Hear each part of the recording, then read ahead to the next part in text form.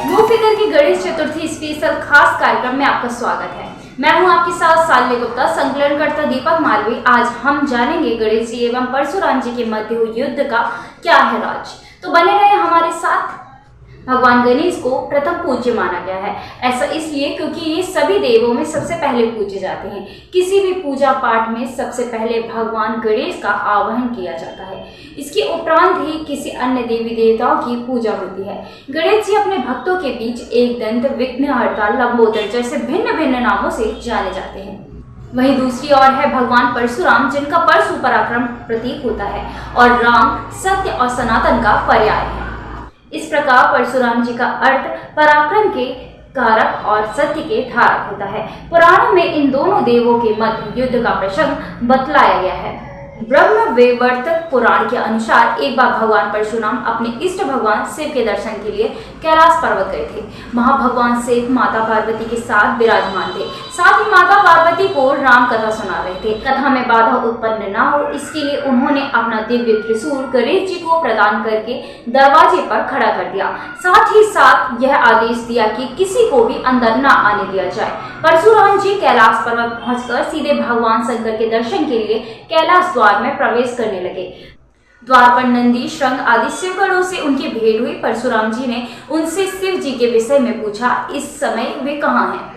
इस पर नंदी जी ने कहा कि इस बात की उन्हें कोई जानकारी नहीं है कि शिव जी कहाँ हैं। इस पर परशुराम जी ने नंदी आदि शिवगणों पर गुस्सा करते हुए कहा कि तुम्हें यह भी ज्ञात नहीं है कि तुम्हारे आराध्य देव कहाँ हैं। ऐसे में तुम शिवगढ़ कहलाने के लायक ही नहीं हो। परशुराम जी ने शिवगढ़ों पर क्रोध किया और स्वयं ही शिव जी को तलाशते हुए कैलाश पर्वत में विचरण करने लगे। बहुत तलाशने के उपरांत भी उन्हें भगवान शिव कहीं नहीं मिले। अंत में एक घर दिखाई दिया जहां द्वार पर गणपति जी पहरा दे रहे थे। परशुराम जी द्वार में प्रवेश करने लगे, तब गणेश जी ने उन्हें वहीं रोक दिया। इस पर परशुराम जी ने कहा, तुम कौन हो जो मुझे इस तरह यहाँ पर रोकने का प्रयास कर रहे हो। इस पर गणेश जी ने कहा, आप कौन हैं जो इस तरह अंतःपुर से बिना अनुमति के प्रवेश कर रहे हैं। तभी नंदी आदि शिवगण वहां आए और परशुराम जी को बताया, ये गजमुख माता पार्वती के पुत्र गणेश जी हैं। साथ ही गणेश जी से कहा कि ये परशुधारी भगवान शिव के भक्त परशुराम जी हैं। परशुराम जी ने कहा कि ये विचित्र बालक जिसका मुंह गज का है और बाकी शरीर इंसान का, कैसे माता पार्वती का पुत्र हो सकता है।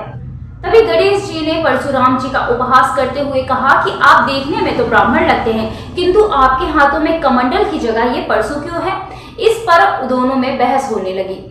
इसके उपरांत परशुराम जी ने शिव से मिलने के लिए उनके निवास स्थल पर जाने लगे।